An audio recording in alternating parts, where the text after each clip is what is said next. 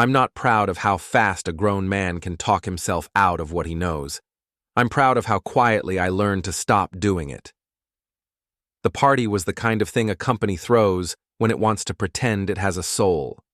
Top-floor ballroom, glass walls, a view of the river that made the city look cleaner than it was. The lobby smelled like citrus and money. Every employee had a plastic wristband and a drink ticket like we were at a fair, not a place where careers got broken in conference rooms. Claire came in on my arm like she owned the building. She wore a black dress with a neckline that said promotion and earrings that caught the light every time she laughed. She laughed a lot that night, not at jokes, at attention. I worked in security systems and risk, less James Bond, more badge readers and camera angles, the dull mathematics of who can get where and how fast. The company hired me because I think in roots and blind spots. Claire married me because I think in roots and blind spots. She used to call it grounding. Tonight she called it paranoid when I asked where her boss was. "He's around," she said, eyes scanning the room the way a good salesperson scans a crowd. "Relax. This is a party." A party. That's what people say right before they make it not a party for someone else. We were 30 minutes in when Grant showed up. Grant Halden didn't have to raise his voice. The room leaned toward him on its own.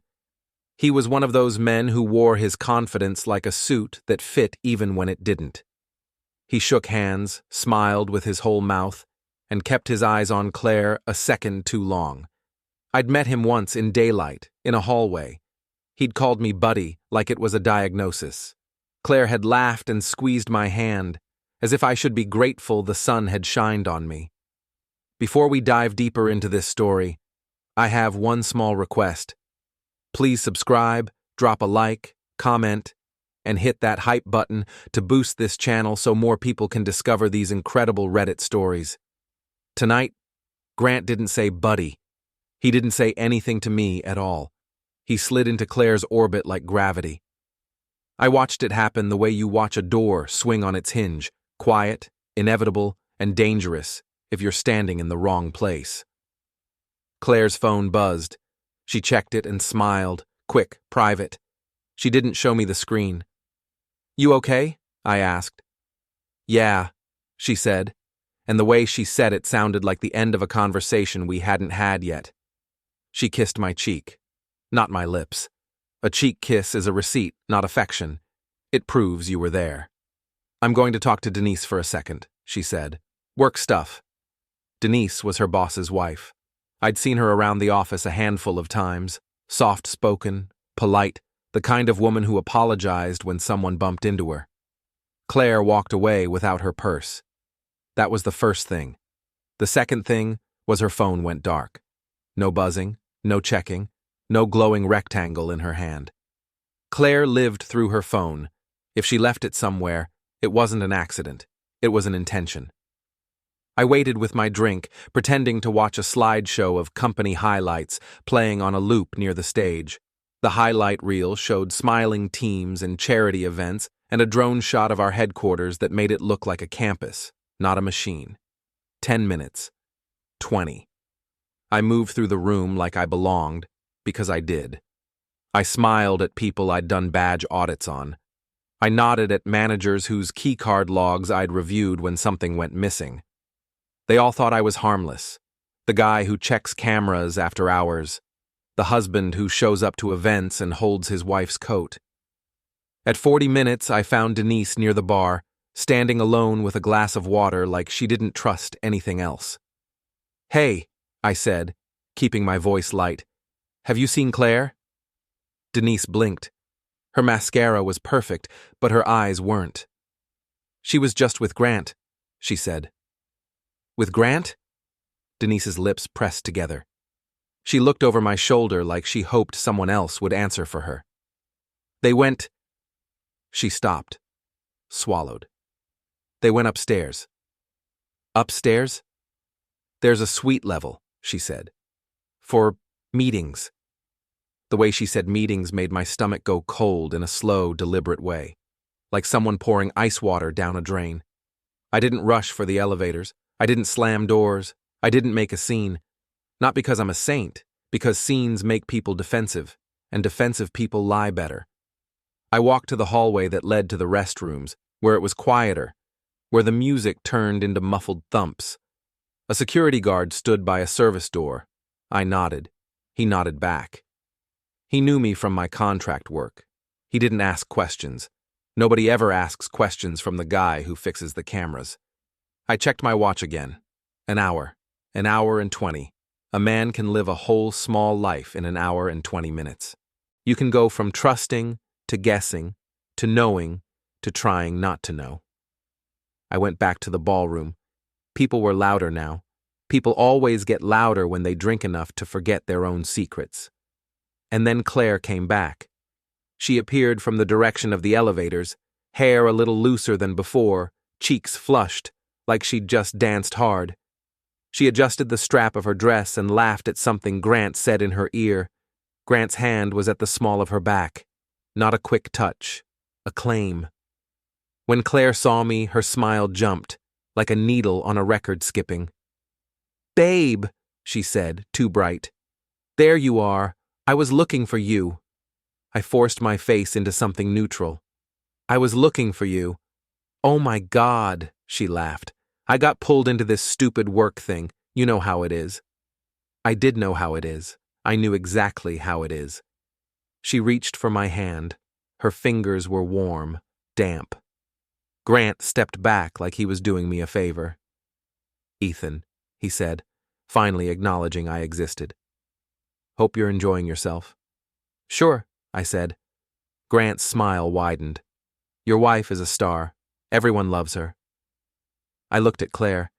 She was already scanning the room again, eyes flicking toward Denise, toward the bar, toward her phone on the table where she'd left it like it was poison. "Let's go home," I said. Claire blinked. "It's early." "It's late," I said. "For me." She pouted just for a second, then smoothed it out into something playful. "Fine.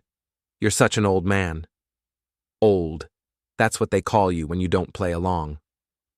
On the drive home, she talked too much, about office politics, about someone's outfit, about how Grant was such a character. She didn't mention the sweet level. She didn't mention Denise's face. She didn't mention the 2 missing hours that sat between us in the car like a third passenger. At home, she went straight to the shower. Long shower. The kind that's not about getting clean, but about rinsing off a version of yourself. I lay in bed and stared at the ceiling, listening to the water run and thinking about blind spots. When she climbed into bed, she kissed my shoulder and said, "Love you." The words landed wrong, like a coin dropped into the wrong pocket. I didn't say anything. Silence is a mirror. People hate seeing themselves in it. The next morning, I was in my truck outside the office lot, hands on the steering wheel, not turning the key. My phone buzzed. Unknown number. A text. No greeting, no emojis, no softening. "You need to see this right now." Below it, a video file. Below that, a name. Denise. For a second, I thought my eyes were playing tricks. Denise didn't have my number. I'd never given it to her. Then I remembered the way she'd looked at me the night before, like she was holding her breath underwater. I didn't open the video in the parking lot. I didn't reply. I forwarded it to HR. Not to be noble, not to be righteous. Because HR is a machine built for liability, and I wanted the machine to eat the right people. My thumb hovered over the send button. A part of me still hoped there'd be a reasonable explanation, something dumb and harmless. A work thing, a misunderstanding. But reasonable explanations don't take 2 hours and a sweet level. I sent it to Paula in HR with one line. "Received this from Denise, concerned about conduct at last night's event." Then I put my phone face down. It rang immediately. Claire. I let it ring. It rang again. And again. I drove into the lot and parked, my hands steady, my breathing slow.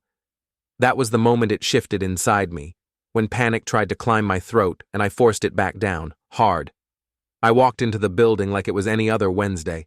Claire's calls stacked up like a tower I refused to look at.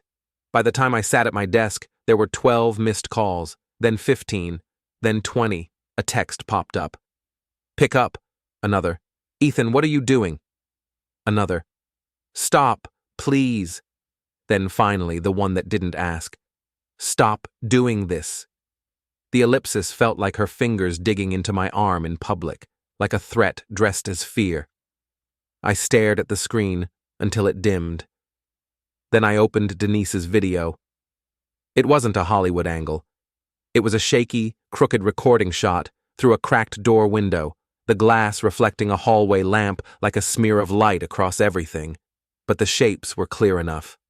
Claire. Grant. His hand on her neck, her head tilted back. Her laugh, silent, but I knew her laugh. I'd heard it in our house, in our bed, in the car when she told me about her day. In the video, that laugh belonged to someone else. I watched it once, twice. On the third time, I noticed the timestamp in the corner of the file, 10:14 p.m. We'd left the party at 11:50, 2 hours, almost exactly. I closed the video and looked at my inbox. A new email sat there with my name in the subject line. From Paula Spencer, Human Resources. Subject, request for discussion. I didn't open it yet. My phone buzzed again. Claire, I let it buzz out. The silence wasn't passive anymore. It was a weapon I was learning to hold. And then the second email arrived. It came from an address I didn't recognize at first. Some hotel chain loyalty program, bright logo, too cheerful. Subject, your reservation is confirmed. My first thought was spam. My second thought was Claire and her habit of forwarding receipts to our shared travel folder because she liked points. I opened it. The room didn't change, but my body did. Heat rising, then draining, then leaving a kind of clean emptiness. It was a booking confirmation for the Riverside Vista Hotel, suite. 1 night, tonight, under Claire's name, and under notes, a line that made my jaw lock. Late check-in, charge to corporate card per GH Grant Halden. In the attachment, there was an expense pre-approval email chain. Someone had accidentally CC'd the wrong distribution list, one that fed into the shared travel folder because Claire had once dragged and dropped the wrong address in Outlook and never fixed it. Corporate systems don't forget your mistakes, they just wait. There was more. A calendar invite, private, no details. Just a time block, 9:30 p.m. to 12:30 a.m., location. Vista, 14th floor. I sat back in my chair and stared at the ceiling tiles. In my head, I heard Claire's voice from the night before. Work stuff. My phone buzzed again. This time, it wasn't Claire. It was Paula. I answered. Ethan, Paula said, her voice calm in that practiced way HR people have when they're walking toward a fire with a clipboard. Do you have a moment to talk? Yes, I said. I do. Can you come to my office? I looked at the hotel email again. The suite. Tonight. No, I said. You can come to mine. There was a pause. A tiny one. A recalibration. All right, Paula said. Stay where you are. As I hung up, Claire's name lit up my screen again, calling like a siren. I let it ring, because I wasn't the one drowning anymore. Paula showed up at my door 15 minutes after my call, carrying a folder like it was part of her body. She shut my office door, sat across from me, and said, I saw the video. Not, I'm sorry. Not, are you okay? Just a fact. A file label. I nodded once. It's real. I'm not here to debate real, Paula said. I'm here to keep the company from getting sued into ash. So I'm going to ask questions, and I need you to answer like you're writing for a judge. That was the closest thing to kindness HR ever offers, telling you what language the machine understands. I slid the hotel confirmation across the desk. Her eyes tracked the words, and her posture changed. HR can smell liability the way dogs smell fear. Where did this come from? She asked. Our shared travel folder, I said. Claire forwards receipts there. The system did the rest. Paula tapped the page. And you didn't access her work email? No, I said. It landed in my inbox because she made it land there. Paula exhaled.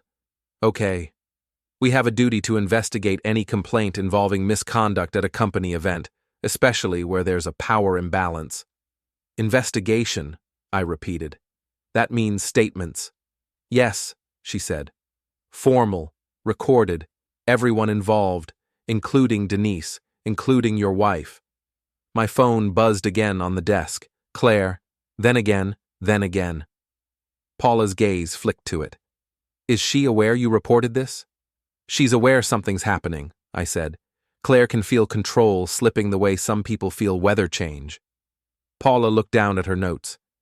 I'm also going to ask you something I don't like asking. Are you safe at home? Safe. Like my marriage was a crime scene and my living room was taped off. Yes, I said. But she'll try to make me the problem. Paula nodded, like she'd heard that 1,000 times. If she contacts you at work, let security know. If Grant contacts you, he already did, I said, at the party. Paula's pen paused. Any threats? Not yet, I said, and even as I said it, I realized how stupid that sounded, like I expected a warning label. My phone buzzed again, then a text. I'm downstairs. If you don't come out, I'll come in. Paula's jaw tightened. She's here? Apparently, I said. Paula reached for her radio. I stopped her with a look. Let her talk, I said, in the open. We walked down together. The parking garage was grayish concrete and echoes. Every car door sounded like a verdict. Claire paced by my truck like she owned the air. Her hair was pulled back too tight. Her lipstick was perfect. Her eyes were not. When she saw Paula, she tried to smile and failed. What is this? She snapped, then turned on me. Ethan, pick up your phone. You're making this insane. I kept my voice even. 2 hours, I said. Her blink was just a fraction too slow. What are you talking about? 2 hours you vanished, I said. No purse, phone off. Then you come back smiling like you just won a raffle. Claire's face flushed. It was work. It was... I held up my phone, showing the subject line. Your reservation is confirmed. Color drained from her face so fast it looked like someone pulled a plug. Paula stepped in, voice professional, like she was reading from a laminated card.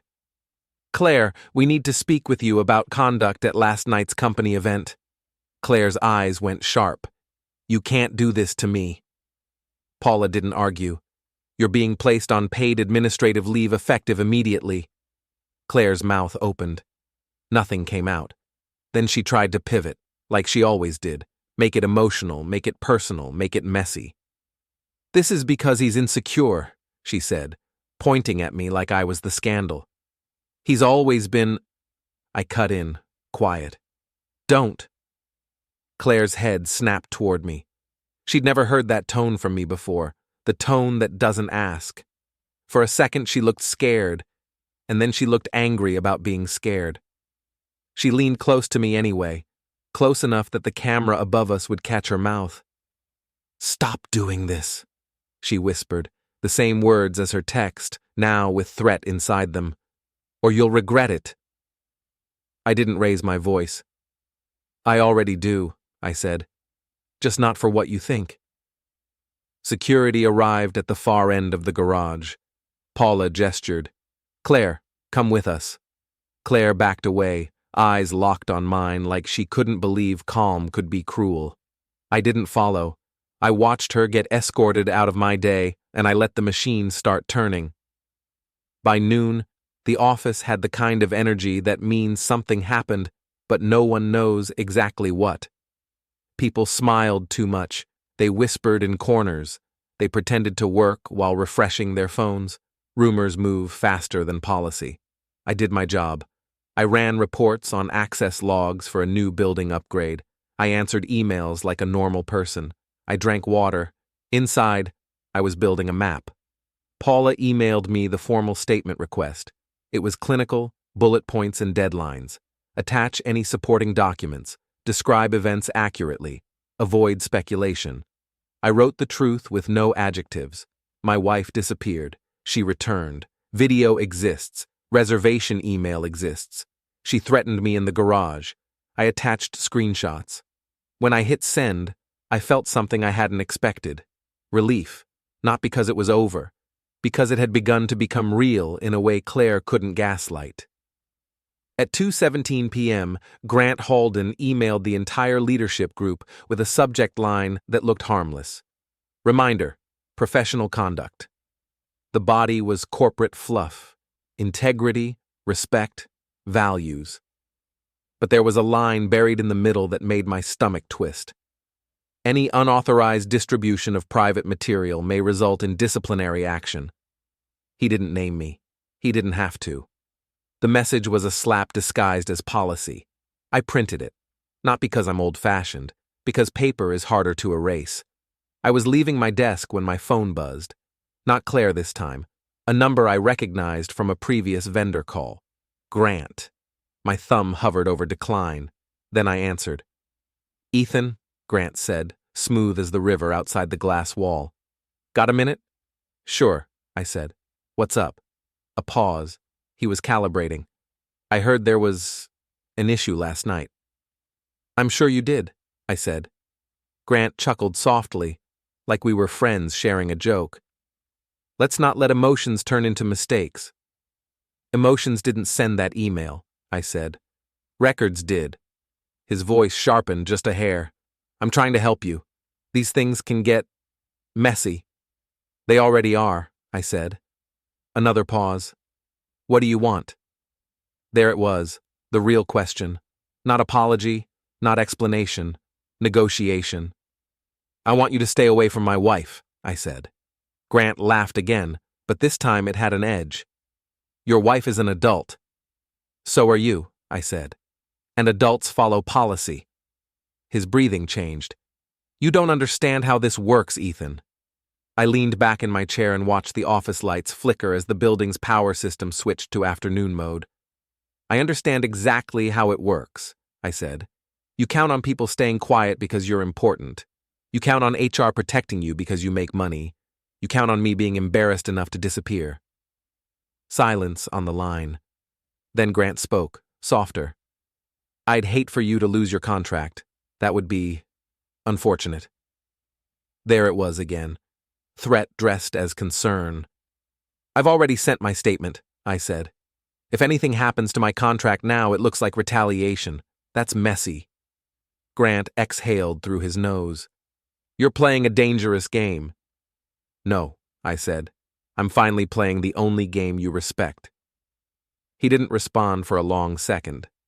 Then, quietly, "Be careful." The line gone. I stared at my phone. My hands were steady. My heart wasn't. I'd done the first thing right. Move the problem into the machine. But machines don't have morals. They have outcomes. That night, I didn't go home.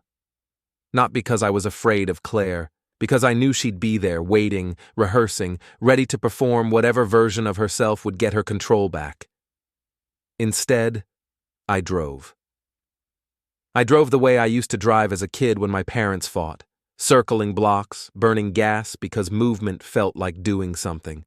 The city thinned into neighborhoods, streetlights became spaced-out stars.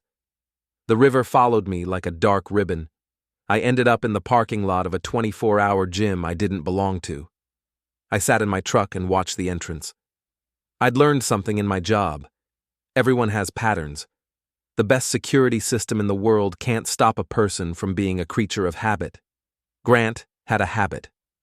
He went to the gym late, after work, after meetings, after dinners that left him too full to sleep. It was part of his brand, disciplined, focused, always improving. The kind of man people trust because he looks like he's trying. At 9:42 p.m., Grant's car pulled in. Black sedan, clean, expensive. The kind of car that looks like it's never been in the wrong place, even when it has. Grant stepped out, gym bag in hand, phone to his ear. He laughed at something, head tilted back. I didn't get out of my truck. I didn't follow him inside. I watched him go, because predators don't rush. They wait for the door to close behind the prey. When the gym's glass doors swung shut, I got out. I walked to Grant's car. My hands didn't shake as I crouched by the rear tire. I didn't slash anything. I didn't break anything. I didn't do anything that couldn't be fixed in 10 seconds with the right tool. I unscrewed the valve cap and pressed the valve stem just enough to let air hiss out, slow and steady. A leak that would take time. A problem that wouldn't show up until he thought he was safe. Then I stood and walked back to my truck. I didn't feel triumphant. I felt focused. On the drive away, my phone buzzed again. Claire. I let it ring. A text came through. Where are you? I'm locked out of my own life. I stared at that sentence and almost laughed. Locked out. That's what happens when you live behind someone else's access badge. I didn't reply.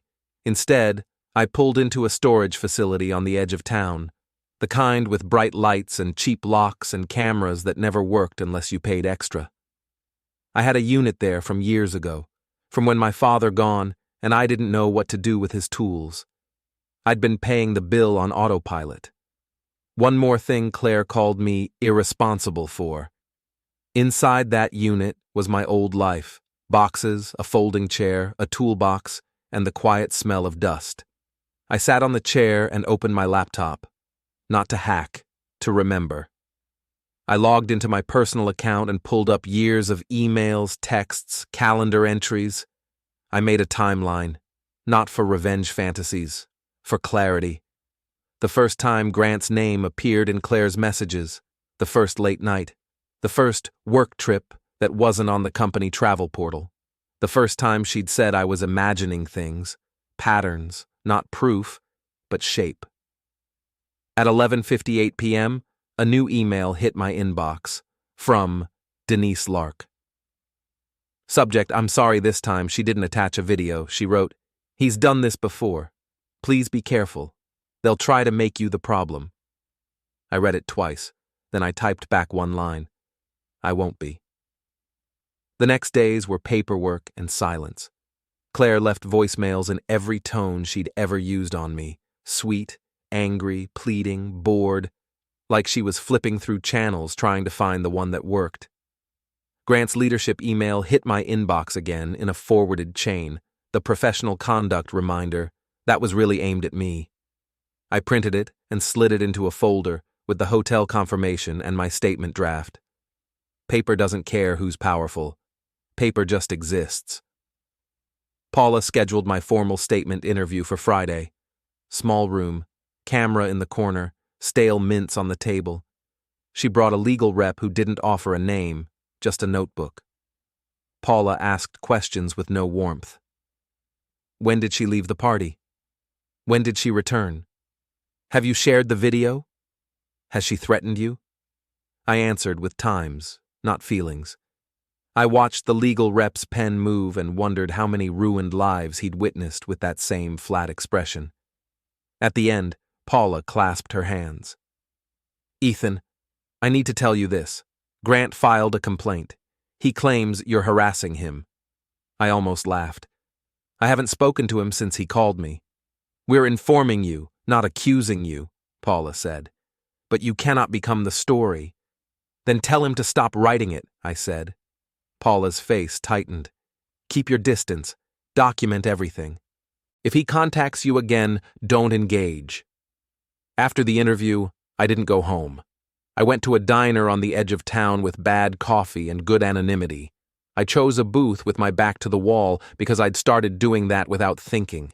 Denise was already there, hands wrapped around a mug like warmth was the only thing holding her together. She looked smaller in daylight, the kind of woman who got used to shrinking so other people could feel big. I shouldn't be here, she said before I even sat down. You already sent the video, I said. This is just words. Denise stared at the table. He's done it before, she whispered. He calls it mentoring. He finds the ambitious ones. He tells them they're special. He makes them feel chosen. Then he makes sure they can't say no without losing everything. I felt my jaw tighten. Did the company know? Denise's eyes flicked up. I told the executive office months ago. They said it was handled. That word again. Like a door locking. Denise's voice shook. They won't take him down. They'll take her down. They'll say she pursued him. They'll say she wanted it. I thought of Claire's threats in the garage, her panic, her arrogance. I didn't defend her, but I didn't let the machine lie either. I'm not here to make her a saint, I said. I'm here to make the record match reality. Denise let out a breath like she'd been holding it for years. Be careful, she said. He doesn't lose quietly. When I left the diner, my phone buzzed with an unknown number. Nice try. Then, you think HR is your friend? Then a photo, my truck in a gym parking lot, taken from far away. My stomach tightened. He'd been watching. I went straight to security and put the photo in front of Lila Tran, the head of our corporate security team. Lila didn't smile. You can't follow him, she said. Not now. He wants you to look unstable. I sat in my truck, I said. Doesn't matter, she said. Perception is a weapon. Keep your hands clean. Let us collect the dirt. I handed her the burner number. Lila nodded like she'd been waiting for it. We'll preserve everything, she said. Cameras, logs, emails. If he slips again, it won't be your word against his. On my way out, Claire texted, Grant says you've lost it. If you don't stop, he'll make sure you're done. For the first time in days, I replied. Tell him to try. Then I turned my phone off for an hour and sat in my truck in the quiet, listening to the rain start on the windshield, realizing something simple. Revenge doesn't need speed, it needs timing. Saturday morning, Paula called me. Her voice sounded different, not calm, not rehearsed. Ethan, she said, I need you to come in. It's Saturday, I said. I know, she said. Please. I drove to the office. The parking lot was empty, the building too quiet, like a church after a funeral. Paula met me in the lobby with Legal and Lila. No smiles, no small talk. They walked me to a conference room on the executive floor I'd never been invited to before. The carpet was thicker up there. The air smelled like expensive coffee. Paula closed the door. We've reviewed additional footage, she said. Footage? I asked. Lila nodded. From the hotel, Denise provided it. The hotel's security system captured hallway movement. My throat went dry. And? Legal cleared his throat. It confirms an encounter between Claire and Grant on the suite level. Paula's hands were clasped tight. It also confirms something else. She slid a printout across the table. It was an email chain, internal, dated 3 months earlier. Subject line, Risk, Halden conduct. The sender was Denise. The recipient was someone listed as Executive Office. The response was short. Handled. No details, no action items. Just that word like a lid closing. Paula's eyes met mine. This was escalated before, she said. Not by you, not by Denise last night. Before. I stared at the word handled until the letters blurred. So they knew, I said. Legal shifted. We can't discuss. They knew, I repeated louder. Paula exhaled. There were concerns, allegations. The executive office addressed it internally.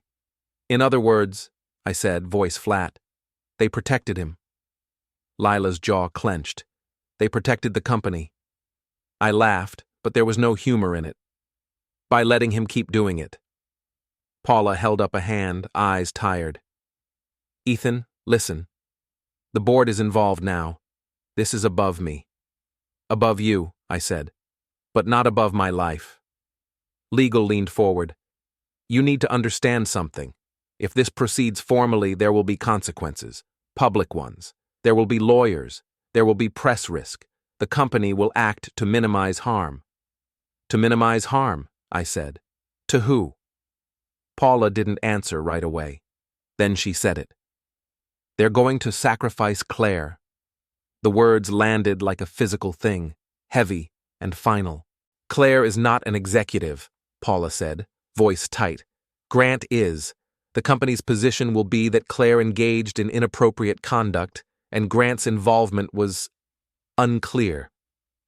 Unclear? I said. There's video. Legal's face didn't change. Video can be interpreted. I stared at him. You're telling me the company is going to pretend the man with his hand on my wife's neck didn't know what he was doing? Lila's voice was low. Ethan, they're trying to keep the board from tearing everything open. They'll find a way to remove him quietly later. But right now, they need a scapegoat. My stomach turned, not because I suddenly cared about protecting Claire's job, because I recognized the move. The machine choosing the easiest body to feed to the gears. Paula's eyes were wet. I'm sorry, she said again, and this time it wasn't a performance. They'll terminate her. They'll cite policy violations. They'll offer severance if she signs. They'll make her disappear. I thought of Claire's voice in the garage. You're going to ruin my life. Maybe she'd been right, just not about the who. Legal slid another paper toward me. We're issuing a no-contact directive. Grant is not to contact you. You are not to contact him. Any violation will be addressed. I stared at the paper and felt something settle inside me. Cold. Certain. Okay, I said. Paula blinked. Okay? Okay, I repeated. Do it. Terminate her. Lila's eyes widened. Ethan. I'm not here to save her, I said. I'm here to end this. Paula's mouth opened, then closed. Legal nodded once like he'd expected that answer all along. I stood. One more thing, I said. Paula looked up. What? I want the directive in writing, I said. And I want security to preserve all footage, every camera, every angle. Lila nodded. Already done. I turned to leave, my footsteps muffled by thick carpet. In the hallway, my phone buzzed again. Claire. I didn't answer, because I knew the next part wouldn't be handled by emotion. It would be handled by timing. Claire came home Sunday afternoon. I heard her before I saw her, heels on the entry tile, a suitcase rolling like a threat. I sat at the dining table with a glass of water and the printed no-contact directive in front of me like a menu. She burst in, eyes wild, hair messy, the polished version of her stripped off by stress. What did you do? She demanded. I didn't stand. I filed a statement, I said. I forwarded a video to HR. I let the system work. Claire threw her purse onto the counter so hard it knocked over a fruit bowl. Apples rolled across the floor like little escapes. They put me on leave, she said, voice cracking. They're talking about termination. Grant says... I held up a hand. Don't. Claire froze. Don't what? Don't say his name like it's a shield, I said, her face twisted. You're insane, you're jealous, you've always been... Stop, I said, and my voice was calm enough to scare her. Claire swallowed. Ethan, please, we can fix this. We can go to counseling. We can... We? I asked softly. Who's we? Her eyes flicked away. That was answer enough. I slid the no-contact directive across the table. She read it, lips moving. Her hands shook as she reached the bottom.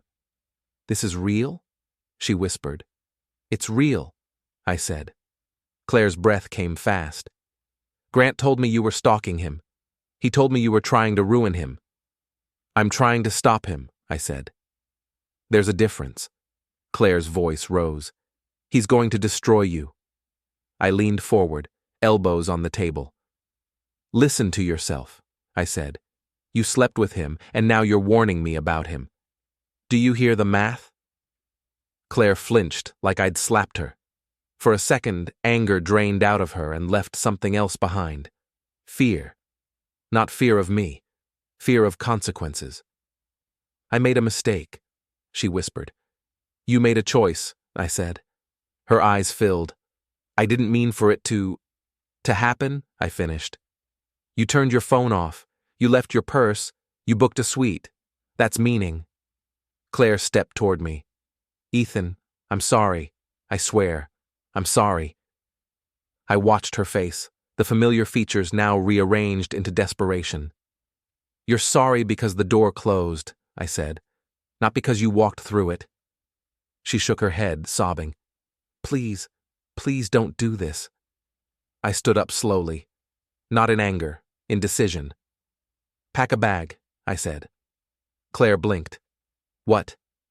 "You can stay somewhere else tonight," I said. "I need space." Her face hardened. "This is my house, too." "It's our lease," I said. "And I'm not locking you out. I'm asking you to leave." Claire laughed, bitter. "And if I don't?" I picked up my phone and unlocked it. I didn't dial. I just held it. Claire's eyes flicked to it. "You'd call security on me?" "I'd call Lila," I said. "And you know why that matters." Claire's mouth opened, then shut. She stared at me like she was trying to find the old version of me, the one who would fold to avoid conflict. He wasn't there. Finally, she grabbed her suitcase and walked toward the bedroom, shoulders shaking with rage and fear mixed together. As she passed me, she hissed, "You're doing all this for what? Pride?" I didn't answer, because the truth was uglier than pride. I was doing it because I wanted the world to match what I now knew, that some people only stop when they're forced. Claire left an hour later without looking back. When the door shut, the house felt bigger and emptier, like it had been hollowed out. My phone vibrated on the table. Unknown number. I didn't answer. A text appeared. "You think you won." Then another. "Meet me. Tonight. We end this." Then a location pin. Riverside Vista Hotel. My stomach went tight. He was baiting me, breaking the no-contact directive on purpose to flip the story again. But the pin wasn't just a threat. It was a gift. I forwarded the texts to Lila and Paula with one line. "He's violating the directive, preserving this." Then I drove. By the time I reached the Riverside Vista, the rain was coming down hard enough to turn every streetlight into a smear. I parked where 3 storefront cameras could see my curb, not because I wanted drama, because I wanted witnesses, and because Grant had already shown me he liked to rewrite scenes. My phone buzzed. Lila. "Stay in your vehicle," she said. "He violated the no-contact directive. We're on site with legal." "Then handle it," I said. "We are," she said. "Do not go inside. Do not approach him." I watched the hotel doors. Grant stepped out under the awning, phone to his ear, scanning like the world owed him a clear exit. He looked irritated, not afraid. Men like him don't get afraid until the room stops bending. 2 unmarked cars slid into the valet lane, headlights cutting the rain into bright strips. Corporate security, legal, no sirens, no show. One officer handed Grant a folder. Papers. Grant's face changed. That easy smile snapped off like a cheap mask. He argued. He gestured. He tried to make it a conversation, then a negotiation, then a threat. The legal observer, same blank face from my statement interview, stepped forward and said something short. Grant went still for a heartbeat, reading. Then his mouth moved fast, like speed could change ink. The officer pointed to the cars. Grant didn't go. He turned instead, hunting for the weaker target. His eyes found my truck through the rain like he'd been practicing. He strode off the curb and came at me fast, ignoring the officers calling after him. A horn blared as a car swerved. Grant didn't even flinch. He hit my door handle once, twice, hard enough to shake the frame. "Open it!" he shouted. His face filled the gap, wet, furious, human in the worst way. "You're nobody," he hissed. "I can erase you." Behind him, the officers closed in. One of them said, "Grant, step back." Grant didn't turn. He leaned closer, breath hot, rain dripping off his nose. "You think this is going to end well for you?" he said. "You think a contractor can bring down an executive?" "I didn't bring you down," I said quietly. "You walked out of that suite on your own 2 feet. His eyes flashed. "Watch what you say." "Or what?" I asked. "You'll send another email about integrity." That made him snarl. He shoved his finger toward the window gap like he could stab the air. "I know where you live," he said. "I know what you drive. I know—" One officer grabbed his arm. Grant jerked free and stepped closer anyway, voice dropping, shaking with rage. "I'm going to make you beg," he said. That line wasn't private. It wasn't safe. It wasn't deniable. The officers hit him again, this time with trained force, hands on elbows, shoulder turned, weight shifted. They pinned him and hauled him back toward the unmarked car. Grant fought like a man who finally understood the machine wouldn't take his side this time. He kicked, slipped, nearly fell, expensive clothes turning into soaked fabric and panic. And then Claire stepped out of the hotel, under the awning, in the coat I'd bought her last Christmas. She saw Grant being dragged away. She saw me sitting still. She saw the folder in the officer's hand and the way the legal rep nodded as if checking a box. Her mouth opened. No sound came out. Grant twisted his head toward her and shouted. Her name, a plea, an accusation. Claire took one step forward, then stopped. She didn't run to him. She didn't run to me. She just stood there, watching the illusion collapse. My phone buzzed. Claire calling. Again. I stared at her through the rain and felt nothing heroic. Just done. I didn't answer. I put my truck in drive and pulled away, slow, tires hissing on wet pavement. In the rear view, Claire ran after me and slipped on the curb, catching herself like someone who'd never had to chase anything before. She kept running anyway, arms pumping, mouth moving, shouting words I couldn't hear. My phone buzzed again. I didn't look, because the last piece of revenge isn't humiliation. It's absence.